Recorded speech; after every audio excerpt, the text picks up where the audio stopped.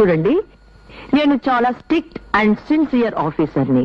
ఇంతకు ముందు చాలా మంది నాకు లంచాలు ఇవ్వడానికి ట్రై చేశారు, కానీ నేను ఎవరికీ వంగలేదు. ఏమిటి వంగలేదా? అవును, వంగలేదు. చంపేశారమ్మా.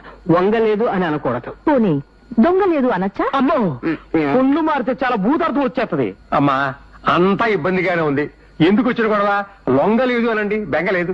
అటులనా నేను ఇంతకు ముందు పని చేసిన చోటున నా తెలుగు తప్పని ఎవరూ చెప్పలేదు. అందుకే మిమ్మల్ని చూస్తుంటే నాకు గర్భం వస్తుంది. ఊరికే చూస్తుంటేనే గర్భం వచ్చేస్తుందా? కదా ఆవిడ ఉద్దేశం గర్వం వస్తుందని. ఓ, నేను గర్భము అన్నాను, మీరు గర్వము అంటున్నారు. రెండిటికి తేడా ఏమిటి? ఉంది తల్లి. గర్వం అనేది ఆడమగ తేడా లేకుండా ఎవరికైనా వస్తుంది.